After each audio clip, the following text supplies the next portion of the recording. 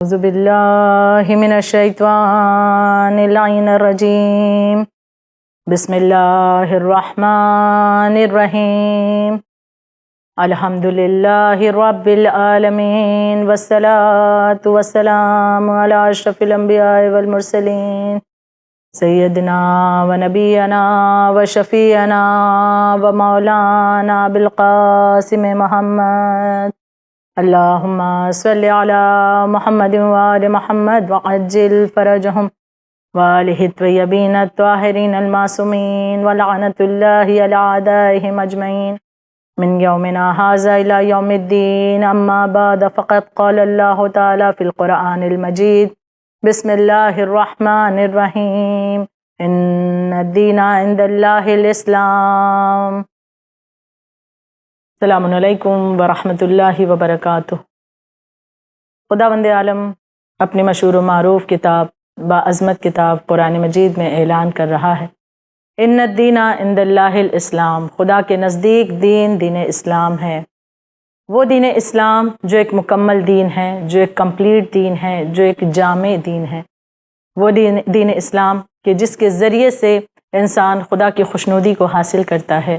وہ دین اسلام جس کا ایک بہترین نظام ہے، اور اس نظام کو ہمیں بتانے کے لیے بھی اللہ نے ایک بہترین سسٹم قائم کیا۔ وہ پروردگار عالم کے اصول دین اور فروع دین کے ذریعے سے ہمارے عمل کو، ہمارے عقیدے کو محکم کر رہا ہے۔ یقیناً جب بات اصول دین کی ہوتی ہے، ہم نے توحید، عدل، نبوت، امامت، قیامت پر عقیدے کو اپنے محکم کیا، پھر ہم عمل کے میدان میں آتے ہیں، فروع دین کا سہارا لیتے ہیں۔ اور جب فروع دین میں بات ہوتی ہے، عمل کے اعتبار سے جو سب سے پہلی چیز کا ذکر کیا جا رہا ہے وہ ہے نماز، وہ عبادت کہ جو مومن کی معراج ہے۔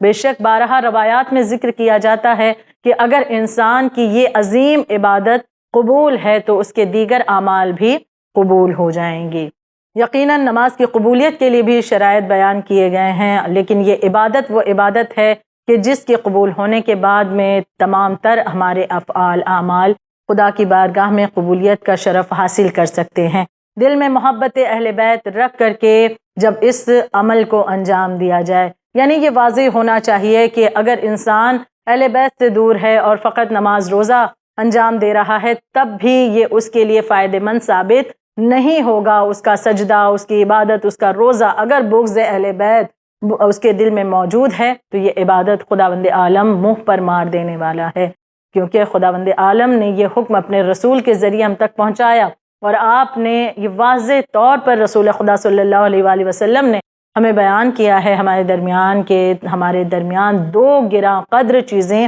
چھوڑے جا رہے ہیں، ایک قرآن اور دوسرے اہل بیت۔ تو جہاں پر ہم قرآن مجید کے ذریعے سے دیگر چیزوں کو جانتے ہیں، ہم فقط یہ نہیں کہہ سکتے کہ قرآن مجید ہمارے لیے کافی ہے۔ اہل بیت اطہار کی جو اس قرآن کو سمجھاتے ہیں، جو اس قرآن کے حکم کو، اس کے پیغام کو سمجھاتے ہیں، ان کا وجود ضروری ہے، اس لیے ان کی محبت کو واجب قرار دیا گیا۔ لہٰذا محبت اہل بیت رکھ کر دل میں جو کچھ بھی عبادت کی جائے وہ عبادت قبول ہوتی ہے۔ اب اہل بیت کی محبت دل میں موجود ہے، اب جب عمل کے میدان میں ہم نے قدم رکھا، پہلی چیز ہے، پہلا بہترین عمل ہے، وہ ہے اس عظیم عبادت جو نماز ہے، جسے مومن کی معراج کہا گیا۔ نماز وہ ہے کہ دنیا سے لے کر آخرت تک کے لیے بہت سے فائدے انسان کو دیتی ہوئی نظر آتی ہے، اور اگر انسان تارک الصلاۃ ہے، نماز کو ترک کرنے والوں میں سے ہے، اللہ نہ کرے اگر وہ انسان ایسا ہے تو اس کے لیے بہت خسارہ دنیا سے لے کر آخرت تک کے ہے۔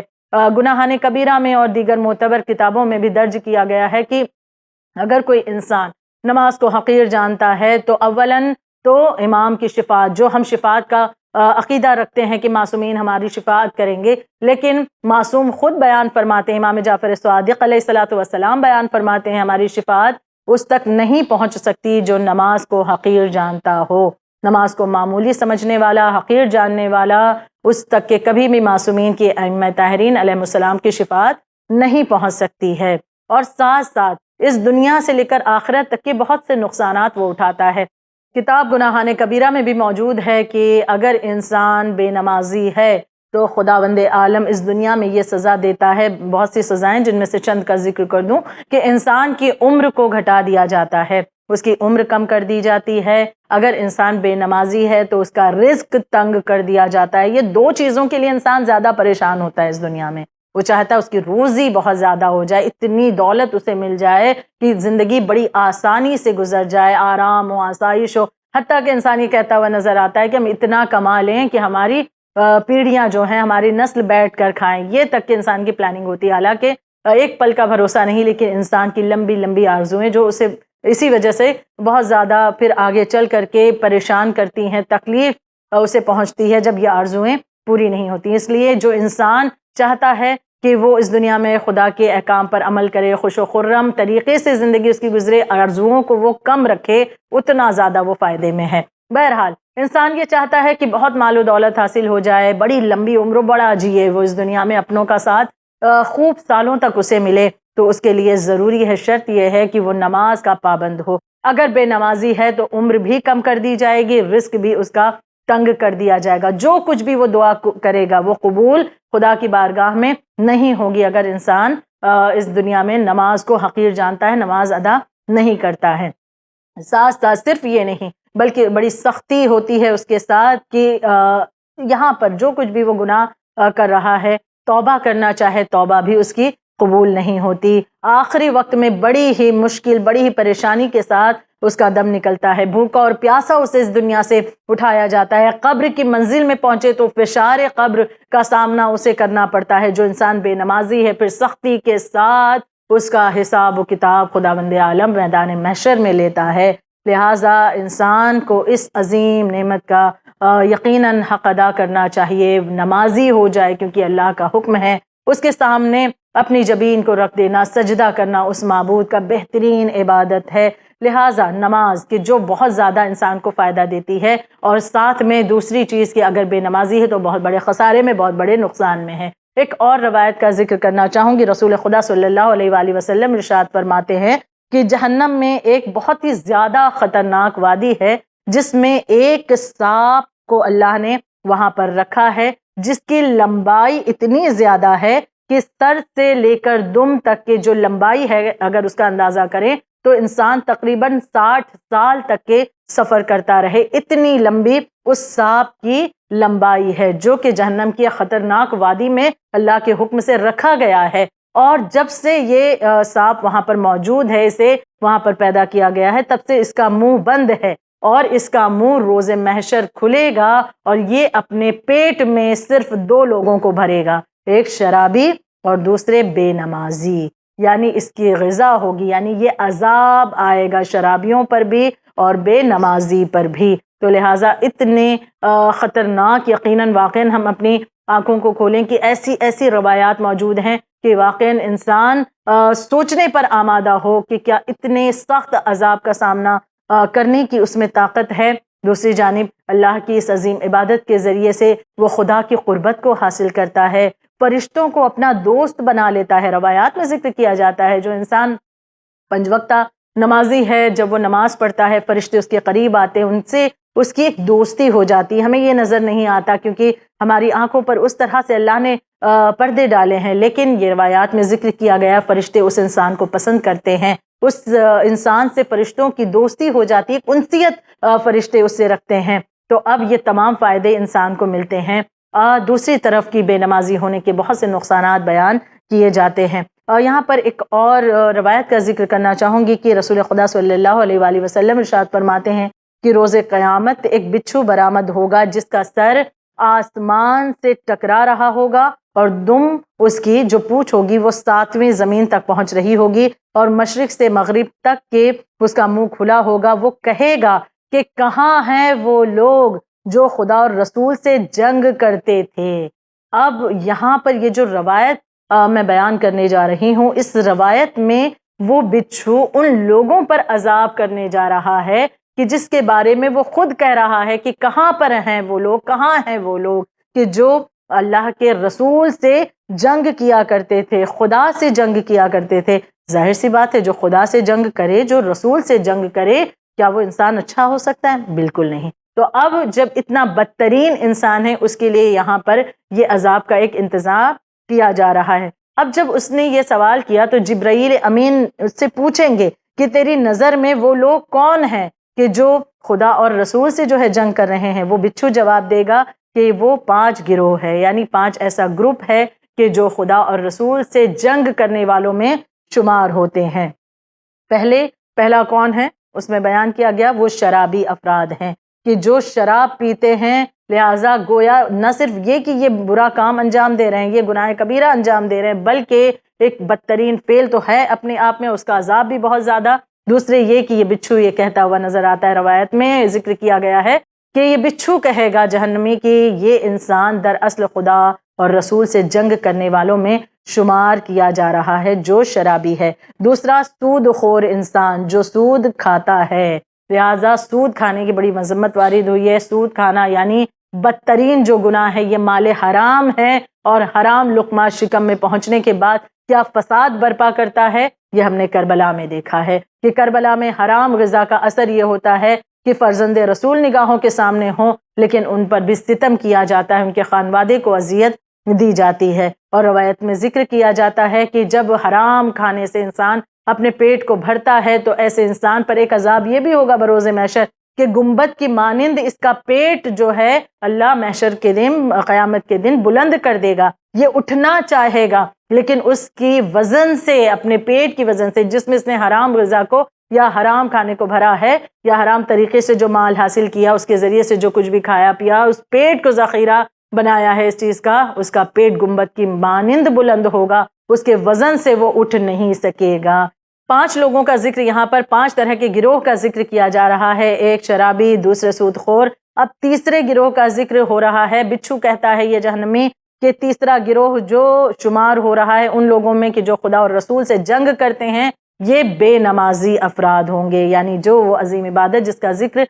کیا جا رہا ہے۔ لہٰذا اگر انسان نماز کو چھوڑنے والا، ترک کرنے والا ہے، بے نمازی ہے، تو گویا وہ خدا سے اور اس کے رسول سے جنگ کر رہا ہے، یعنی کتنا بڑا گناہ ہے جو وہ انجام دے رہا ہے، جس کی معافی کیسے خدا کی بارگاہ میں انسان کو مل سکتی ہے۔ تو لہٰذا اس حوالے سے ایک واقعہ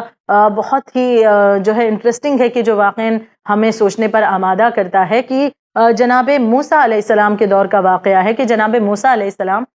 دریائے نیل میں سفر کر رہے تھے، اور جب دریائے نیل میں سفر کر رہے ہیں تو دیکھتے ہیں کہ اس دریا میں کچھ مچھلیاں ہیں جو معذب نظر آتی ہیں، یعنی کہ جن پر عذاب کا کچھ اثر ہو رہا ہے، یعنی عذاب ہو رہا ہے۔ اب یہاں پر اللہ کے نبی نے، جناب موسیٰ علیہ السلام نے خدا کی بارگاہ میں دعا کی، بار الہ تیری یہ مخلوق پر عذاب کس بنا پر؟ کیونکہ انسان ہے، وہ گناہ کرتا ہے، تو لہٰذا اس کی بنا پر اس پر عذاب ہو، یہ بات سمجھ میں آتی ہے۔ خدا کی یہ مخلوق جو کہ ایک مچھلی ہے، لہٰذا اس پر یہ عذاب کا اثر کیوں آ رہا ہے؟ تو ایک مرتبہ خدا کی بارگاہ میں جناب موسیٰ علیہ السلام نے سوال کیا، پروردگار عالم کی طرف سے اس کی وضاحت کی گئی، حکم آیا کہ اے موسیٰ اپنے عصا کو دریا پر مارو اور پھر میری قدرت کا نظارہ دیکھو۔ جناب موسیٰ علیہ السلام ایک مرتبہ اپنے عصا کو اس دریا پر مارتے ہیں اور پھر ایک مرتبہ وہ جگہ ہٹ جاتی ہے، وہ دریا شگاف ہوتا ہے اور کچھ مچھلیوں کا گروہ آپ کے سامنے حاضر ہوتا ہے۔ یہ مچھلیاں جناب موسیٰ علیہ السلام کو سلام کرتی ہیں۔ اب جناب موسیٰ علیہ السلام نے ان مچھلیوں سے سوال کیا کہ یہ معذب تم کیوں نظر آتی ہو، یہ عذاب تم پر کس بنا پر آ رہا ہے؟ یہ مچھلیاں کہہ رہی ہیں کہ دراصل یہ ایک عذاب کا اثر ہے جو ہم پر آ رہا ہے، جس کی وجہ سے ہم پریشان ہیں۔ کہا کہ کس بنا پر، آخر وجہ کیا ہے؟ یہ مچھلیاں کہتی ہیں کہ دراصل اس کے پیچھے داستان ہے، اور وہ یہ ہے کہ ایک مرتبہ ایک کشتی اس دریا سے جا رہی تھی، اس کشتی میں کچھ لوگ بیٹھے ہوئے تھے اور اس میں ایک بے نمازی شخص بھی بیٹھا ہوا تھا۔ اس کے دانت میں کچھ تکلیف تھی اور دانت کا درد اتنا زیادہ بڑھا کہ وہ بے چین تھا اپنے دانت کے درد سے۔ کشتی میں بیٹھے دیگر افراد نے اسے رائے دی، اسے مشورہ دیا کہ یہ دانت تمہارا اگر نکال دیا جائے تو اس تکلیف سے تمہیں نجات مل جائے گی۔ لہٰذا اس بے نمازی کا دانت نکال کر کے لوگوں نے اس دریا میں پھینکا۔ ہماری نسل کی ایک مچھلی نے اس دانت کو، بے نمازی کے دانت کو نگل لیا، اور جس کا اثر یہ ہوا کہ ہم پر، جو ہم اس کی نسل سے، ہم پر یہ عذاب کا اثر باقی ہے۔ یعنی ایک بے نمازی کے وجود سے اس طرح سے عذاب کا اثر دوسروں تک پہنچ گیا۔ یعنی یہاں پر ہم شدت کا اندازہ کریں کہ خداوند عالم کس طرح سے بے نمازی کو پسند نہیں کرتا ہے۔ یعنی بے نمازی انسان ہے، کتنا خسارہ دنیا سے لے کر کے آخرت تک کے اٹھاتا ہے۔ اور وہیں پر یہ جو زندگی ہمیں ملی ہے، ہم اگر سوچیں غور کریں کہ واقعی نماز میں وقت کتنا لگتا ہے۔ یہ جو واجب نماز ہے ہماری 17 رکعتیں، اگر یہ 17 رکعت کا ہم اندازہ لگائیں تو یہ پوری 17 رکعت 24 گھنٹے میں سے ہمیں 20 منٹ مشکل سے یا 25 منٹ لگتے ہوں گے، اور اس کے لیے بھی ہمیں اپنی زندگی میں وقت نہیں ملتا۔ یہ پورے دن کی نماز کی کیلکولیشن میں بات کر رہی ہوں، اور ہم اس کے حوالے سے یہ کہتے ہیں کہ ہمیں وقت نہیں ملتا، یا ہماری جاب ہے، ہمارا بزنس ہے، ہمارا کالج ہے، ہمارا اسکول ہے، تو لہٰذا کیسے وقت نکالیں کہ نماز کو ہم ادا کر سکیں۔ یہ 24 گھنٹہ جو ہم دنیا کو حاصل کرنے کے لیے دوڑ رہے ہوتے ہیں، مال دنیا مل جائے جس کے لیے ہم گھنٹوں لگے رہتے ہیں، لیکن نماز کے لیے کیا چند منٹ ہمارے پاس نہیں ہے؟ اگر آج بھی انسان اسے سوچنے پر اپنے آپ کو آمادہ نہیں کر رہا ہے تو پھر یقیناً وہ عذاب کے لیے آمادہ ہو جائے کہ جو سخت عذاب اس انسان کے لیے ہے۔ اس روایت میں ذکر کیا گیا 5 طرح کے لوگ جو اللہ سے اور اس کے رسول سے جنگ کرنے والوں میں شمار ہوتے ہیں: شرابی انسان، سود خور انسان، بے نمازی انسان، اور چوتھا وہ انسان جو لوگ مسجد میں دنیاوی باتیں کرتے ہیں۔ ان کا بھی شمار ان لوگوں میں ہوتا ہے، یعنی جہنمی بچھو کا شکار یہ لوگ ہوں گے۔ مسجد میں دنیاوی باتیں کرنا یعنی کہ انسان مسجد میں موجود ہے، نماز ادا کرتا ہے، نماز کے بعد وہ دینی باتیں کرتا ہے، یہاں دینی مسئلے مسائل ہیں اس کے حوالے سے بات کر رہا ہے، یہ ایک الگ معاملہ ہے۔ لیکن اگر وہ دنیاوی باتیں مسجد میں بیٹھ کر کے ہنسی مذاق اور بیجا باتیں وہاں پر کر رہا ہے، اس کے بارے میں یہاں پر ذکر کیا جا رہا ہے، اسے پسند نہیں کیا جاتا۔ جہنم کا یہ بچھو کہتا ہے کہ اس کا شکار یہ افراد بھی بنیں گے کہ جو لوگ مسجد میں بیٹھ کر دنیاوی باتیں کیا کرتے ہیں۔ اور پانچواں وہ گروہ جو زکوٰۃ ادا نہیں کرتے۔ ہم اگر غور کریں کہ یہ دین اسلام کا نظام کتنا بہترین ہے، کیا نظام اللہ نے قائم کیا واقعی اس دین اسلام کے ذریعے سے، کہ نماز، روزہ وغیرہ، جہاں یہ تمام عبادتیں ہمیں فائدہ جو پہنچا رہی ہیں، ہماری آخرت کو سنوار رہی ہیں، وہیں پر کچھ ایسی عبادتیں ہیں جس کے ذریعے یقیناً ہمیں آخرت میں فائدہ ملے گا، دنیاوی فائدے بھی اللہ عطا کرے گا، لیکن ساتھ ساتھ اس عبادت کے ذریعے سے اللہ نے غریب طبقے کو بھی یاد رکھا ہے، ضرورت مندوں کو بھی یاد رکھا ہے، ایسے لوگ جو حاجت مند ہیں، پریشان حال ہیں، ان کی طرف بھی ہمیں متوجہ کیا۔ یعنی کچھ ایسی عبادتیں ہمیں انجام دینی ہیں جیسے کہ زکوٰۃ کا معاملہ ہے، یا پھر خمس کا معاملہ ہے، راہ خدا میں انفاق کرنا، صدقہ و خیرات کرنا بہترین ثواب رکھتا ہے، اور یہ تمام اعمال کے ذریعے سے انسان غریب طبقے کی، پریشان حال لوگوں کی، ضرورت مند کی، مسکین کی، یتیموں کی، بیواؤں کی، مسافروں کی مدد کر سکتا ہے، اور اس کے ذریعے بہترین ثواب خداوند عالم اسے عطا فرماتا ہے۔ اس چیز کو دین اسلام میں بہت زیادہ محبوب قرار دیا گیا ہے کہ کوئی سوال کرے تو اس کے سوال کو رد نہ کیا جائے، بلکہ کوشش یہ کی جائے کہ انسان کے سوال کرنے سے پہلے اسے عطا کر دیا جائے۔ لہٰذا کسی کے سوال کرنے سے پہلے اسے دے دینا، یعنی ایک مدد ہے جو ہم کسی اپنے برادر ایمانی کی کر رہے ہیں۔ جب کسی کی مدد کی جاتی ہے، کسی مشکل سے اسے باہر نکالا جاتا ہے، اس کا اجر و ثواب خداوند عالم بہت زیادہ عطا فرماتا ہے۔ میں ایک حدیث کا ذکر کر دوں کہ واقعاً ایک چھوٹی سی بات یہاں نظر آتی ہے۔ اکثر ہماری زندگی میں یہ چیزیں ہوتی ہیں کہ بعض دفعہ ہم سفر کر رہے ہوتے ہیں، کوئی ہماری دوست ہیں، کوئی ہمارے عزیز ہیں، کوئی رشتہ دار ہیں ہمارے ساتھ بیٹھے ہوئے ہیں، اور کہ تبھی کوئی تنکا یا گھاس پھوس کا کوئی ٹکڑا یا کوئی دھول مٹی آ کر کے ان کے چہرے پر اگر آ جائے یا کہیں کپڑوں پر آ جائے اور ہم اسے صاف کر دیا کرتے ہیں، وہ خداوند عالم کتنا رحمان اور رحیم ہے۔ اس حوالے سے بھی روایت موجود ہے، امام جعفر صادق علیہ الصلوۃ والسلام بیان فرماتے ہیں، جو شخص اپنے برادر ایمانی کے چہرے پر سے گھاس پھوس کا تنکا یا کوڑا یا مٹی وغیرہ جو لگا ہوا ہو اسے دور کر دے تو خداوند عالم اس کے نامہ اعمال میں 10 نیکیوں کا ثواب لکھ دیتا ہے۔ یعنی فقط اتنی بھی مدد ہم نے اگر کسی کی ہے کہ ایک چہرے پر کوئی دھول تھی یا مٹی تھی یا ایک تنکا تھا، ہم نے اسے ہٹا دیا، اس کے ذریعے بھی اللہ اتنا خوش ہو رہا ہے کہ اس حوالے سے اتنی سی بھی مدد کیوں نہ ہو، لیکن اس کی بھی جزا میں تمہیں دینا چاہتا ہوں۔ 10 نیکیوں کا ثواب اس انسان کو اس کے ذریعے سے ملتا ہوا نظر آتا ہے۔ یعنی اگر ہم چھوٹا سا بھی کام کریں تو اتنا فائدہ ہے، چھوٹی سی بھی مدد کریں کسی کی تو اتنا فائدہ ہے، اور اگر کسی کی بہت بڑی مشکل کو حل کر دیں، اس کی مدد کر دیں مالی اعتبار سے یا کسی اور اعتبار سے، تو خداوند عالم اس چیز کو کتنا پسند فرماتا ہے۔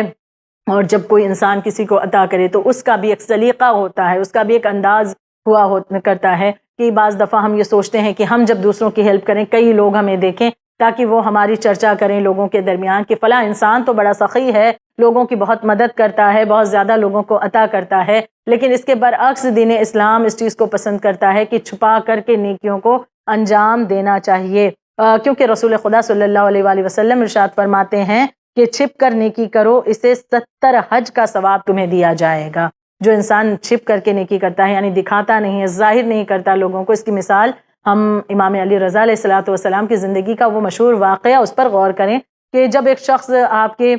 پاس آتا ہے جو کہ حج کے لیے گیا تھا اور اس کا زاد راہ اس کے پاس موجود تھا واپسی کا بھی، لیکن وہ گم ہو جاتا ہے یا چوری ہو جاتا ہے، تو یہ شخص امام رضا علیہ السلام کے پاس آیا اور آنے کے بعد عرض کرتا ہے کہ مولا میرے پاس زاد راہ تھا لیکن گم ہو چکا ہے، میں آپ کے پاس مدد کے لیے آیا ہوں کہ مجھے کچھ رقم فراہم کر دیں کہ میں اپنے وطن واپس پلٹ سکوں۔ امام علی رضا علیہ الصلوۃ والسلام نے کس طرح سے اس کی مدد کی ہے کہ اس وقت آپ دروازے کے پیچھے ہیں، آپ نے دروازے کے پیچھے ہی سے ہاتھ بڑھا کر کے اور اس شخص کو رقم کی تھیلی عنایت فرما دی اور اس کے چہرے کی طرف نگاہ نہیں اٹھائی۔ وہ شخص جب اس مدد کو لے کر کے وہاں سے روانہ ہو گیا امام کا شکریہ ادا کر کے، ایک شخص جس نے یہ معاملہ دیکھا تھا اس نے آ کر کے سوال کیا، مولا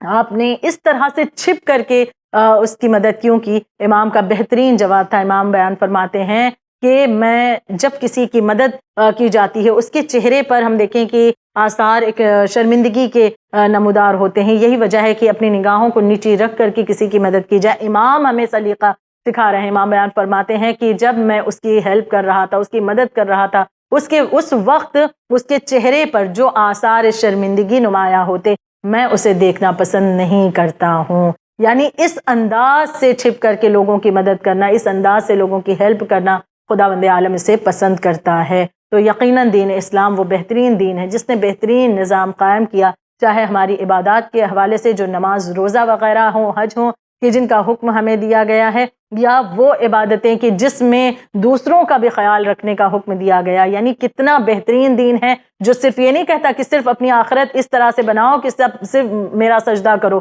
یا صرف میرا روزہ رکھو یا صرف وہ عبادتیں کرو جس سے تمہارا صرف تعلق ہو، بلکہ یہاں پر اللہ وہ عبادتیں بھی ہم تک پہنچا رہا ہے، اس کا بھی حکم دے رہا ہے کہ جس کے ذریعے سے غریب طبقہ پھلے پھولے، ایک ایسا ضرورت مند طبقہ کہ جس کی مدد ہو جائے، جسے لوگوں کے سامنے ہاتھ پھیلانے کی ضرورت نہ پڑے۔ اگر ہر انسان اپنی اس ذمہ داری کو اس طرح سے انجام دے تو واقعاً ایک بہترین معاشرہ، ایک بہترین سماج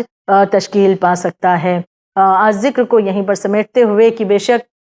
خداوند عالم کی طرف سے یہ حکم ہے کہ سوال کرنے والے کو رد بھی نہ کیا جائے، اور بلکہ کوشش کی جائے کہ کوئی انسان سوال کرے، اس کے سوال کرنے سے پہلے اسے دے دیا جائے، یعنی اس کے حالات پر ہماری نگاہ ہونی چاہیے۔ کوئی ضرورت مند ہمارے اعتراف میں ہے، ہمارے خاندان میں ہے، ہمارے پڑوس میں ہے، سماج میں ہے، تو ہم منتظر نہ رہیں کہ ہمیں معلوم ہے کہ وہ پریشان حال ہے، اس کے گھر پر فاقے ہو رہے ہیں، لیکن وہ جب کہے گا تب دیں گے، نہیں، بلکہ اس کے کہنے سے پہلے ہمیں حالات کا علم ہے، ہم اس تک کی اس مدد کو پہنچا دیں، اس کی مدد کر دیں، اسے اس پریشانی سے نکلنے میں مدد کر دیں، کیونکہ اگر کوئی استطاعت رکھتا ہے تو اللہ نے اسے یہ موقع فراہم کیا ہے، ایک عظیم سعادت دی ہے کہ اللہ چاہے تو اس کی ڈائریکٹ ہیلپ کسی اور ذریعے سے بھی کر سکتا ہے، لیکن خدا چنتا ہے کچھ لوگوں کو، منتخب کرتا ہے کہ ان کے ذریعے سے اس ضرورت مند طبقے کی مدد ہو جائے تاکہ وہ انسان بھی اس ثواب میں شامل ہو جائے۔ سوال کرنے کے اعتبار سے غیرت آتی ہے نا، یہاں پر غیرت مانے آتی ہے۔ ہم کربلا میں ایک مرتبہ وہ معاملہ اس پر غور کریں کہ غیرت مند امام حسین علیہ الصلوۃ والسلام، آپ سے بڑھ کر کے غیرت مند کون ہوگا؟ لیکن میرا امام جو اتنا غیرت مند ہے اس امت کے لیے اور حجت کو تمام کرنے کے لیے روز عاشوراء علی اصغر علیہ السلام کے لیے پانی کا سوال کرتے ہیں۔ 6 محرم جناب علی اصغر علیہ السلام کا غم منایا جاتا ہے، وہ ننھا مجاہد کہ جس نے کربلا کے اس مارکے کو فتح کیا اپنی ایک مسکراہٹ کے ذریعے سے۔ جناب علی اصغر کا سن بہت کم تھا نا، آج بھی جب واقعات کربلا کسی غیر مذہب کے سامنے بیان کیا جاتا ہے، جناب علی اصغر علیہ الصلوۃ والسلام کا غم ایک ایسا غم ہے کہ جسے سن کر کے غیروں کا بھی دل بھر آتا ہے کہ اتنا چھوٹا سا بچہ جس کی عمر 6 مہینے کی تھی، اس کی خطا کیا تھی؟ اسے کربلا میں اس بے رحمی سے کیوں شہید کر دیا گیا؟ اس کا جواب واضح ہے کہ یزیدی لشکر اس قدر بے دین و بے ایمان اور ظالم و جابر ہو چکا تھا کہ 6 مہینے کے بچے پر بھی ان یزیدیوں نے رحم نہ کیا۔ جناب علی اصغر علیہ السلام سب سے کم سن تھے نا مولا حسین کے اس چھوٹی سی جماعت کے اس چھوٹے سے لشکر میں، لیکن وہ کارنامہ انجام دیا ہے کہ رہتی دنیا تک کے لیے آپ کی یادگار قائم ہو گئی۔ آپ کو باب الحوائج کا لقب دیا جاتا ہے۔ جناب علی اصغر علیہ السلام کو بھی باب الحوائج کہا جاتا ہے نا، جناب مسلم کو بھی باب الحوائج کہا جاتا ہے، مولا عباس علمدار علیہ السلام کو بھی باب الحوائج کہا جاتا ہے۔ تیسرے باب الحوائج جناب موسیٰ کاظم علیہ السلام بھی ہیں، اور ایک باب الحوائج جناب علی اصغر علیہ السلام بھی ہیں، جو حاجتوں کے در ہیں۔ آج بھی کوئی انسان جناب علی اصغر کا واسطہ دے کر کے دعا مانگے، خداوند عالم اس کی دعا کو رد نہیں کرتا۔ خدا نے یہ بہترین وسیلہ ہمارے درمیان بھیجا ہے۔ اس ننھے سے مجاہد نے کربلا میں ایک بے مثال کارنامہ انجام دیا۔ بے شک کیوں نہ ہو، یہ وہ گھرانہ ہے نا کہ جس نے ہمیشہ دوسروں پر احسان کیا ہے، اس دین کی بقا کے لیے قربانیاں دی ہیں۔ بھلا جناب علی اصغر کم سنی کے باوجود بھی اس معاملے میں کیسے پیچھے رہ جاتے؟ 6 ماہ کا سن تھا، لیکن آپ نے کربلا کا معرکہ فتح کیا ہے۔ جناب علی اصغر علیہ السلام جھولے میں موجود ہیں، اور آخر معاملہ وہاں تک پہنچا کہ جب روز عاشوراء کوئی باقی نہ رہا، ایک مرتبہ امام حسین علیہ السلام نے صدا دی، حل من ناصر ینصرنا، اور جب یہ صدا دیتے ہیں کہ کوئی ہے جو میری مدد کو آئے، اس کے ساتھ ایک اور صدا امام نے بلند کی ہے کہ ہے کوئی جو میری مدد کو آئے، اور ہے کوئی جو نبی زادیوں کے پردے کو بچانے والا ہو۔ جب بات نبی زادیوں کے پردے کو بچانے کی ہوتی ہے، ایک مرتبہ جناب رباب خبر دیتی ہیں کہ علی اصغر نے اس جملے کو سن کر خود کو جھولے سے گرا دیا ہے۔ غیرت مند امام کا غیرت مند بیٹا چشمہ جناب علی اصغر علیہ السلام مولا علی اصغر کو ایک مرتبہ مولا حسین نے ہاتھوں میں لیا۔ جانتے ہیں یہ آخری نذرانہ ہے جو خدا کی بارگاہ میں پیش کرنا ہے، لیکن ماں علی اصغر کی نگاہوں کے سامنے ہے۔ کس طرح ماں کے سامنے بچے کو اس طرح سے لے جائیں؟ ایک مرتبہ جناب رباب کو خیمے میں جانے کا حکم دیتے ہیں، جناب زینب کو بلاتے ہیں، ایک سفید پارچہ، ایک سفید کپڑا مثل کفن کے منگایا ہے مولا نے، اسے زمین میں بچھاتے ہیں، علی اصغر کو اس میں لٹا کر کے ایک مرتبہ لپیٹا، اور مولا علی اصغر کو مولا حسین اپنے ہاتھوں میں اٹھائے آگے بڑھتے جاتے ہیں۔ ادھر لشکر یزید دور سے دیکھ رہا ہے۔ اس نے سوچا کہ شاید حسین قرآن لے کر کے آ رہے ہیں، شاید اس قرآن کے وسیلے سے دعا کرنا چاہتے ہیں کہ انہیں پانی دے دیا جائے۔ لیکن ایک مرتبہ مولا حسین آگے بڑھے، جناب علی اصغر علیہ السلام کو ہاتھوں میں لیے ہوئے ہیں، جملہ ارشاد فرماتے ہیں کہ تم لوگوں کی دشمنی مجھ سے ہے، میں تمہاری بیعت کرنے پر آمادہ نہیں ہوں، لیکن یہ بچہ تو ابھی 6 مہینے کا ہے، اس کی خطا کیا ہے؟ اسے پانی کیوں نہیں دیتے؟ اسے یہ بہت پیاسا ہے، اس کی ماں کا دودھ خشک ہو چکا ہے، اسے سیراب کر دو۔ وہ حسین جو غیرت مند ہیں، انہوں نے سوال علی اصغر کے لیے پانی کا کیوں کیا؟ تاکہ رہتی دنیا تک کی حجت تمام ہو جائے، کوئی یہ نہ کہہ سکے کہ اگر حسین علی اصغر کے لیے پانی مانگتے تو ظالم دے دیتے۔ مولا نے حجت تمام کر دی، ظالموں کی طرف سے پانی تو نہ آیا، لیکن ایک مرتبہ عمر سعد لعنت اللہ علیہ حرملہ کو حکم دیتا ہے، حرملہ حسین کے کلام کو قطع کر تیر چلا۔ حرملہ نے تیر اٹھایا، جناب علی اصغر کی طرف تیر سہشوبہ چھوڑا، وہ تیر سہشوبہ علی اصغر کے ایک کان کی طرف سے ہوتا ہوا دوسرے کان سے گزر گیا، بچہ باپ کے ہاتھوں میں منقلب ہوا، خون علی اصغر ہاتھوں میں ہے۔ مولا حسین چاہتے ہیں خون علی اصغر زمین کی جانب گرا دیں۔ زمین سے آواز آئی، مولا رہتی دنیا تک کے کچھ اس میں پیدا نہ ہوگا۔ آسمان کی طرف اچھالنا چاہا، آسمان سے صدا آئی، مولا رہتی دنیا تک کے قطرہ آب نہ برسے گا۔ خون علی اصغر کو چلو میں لیے حسین دیکھتے ہیں اور اپنے چہرے پر مل کر کہا، بار الہا گواہ رہنا، علی اصغر کا خون میرے چہرے پر، اسی عالم میں تیری بارگاہ میں آ رہا ہوں، خون علی اصغر کربلا الا لعنت اللہ علی القوم الظالمین، سيعلم الذین ظلموا أيّ منقلب ينقلبون۔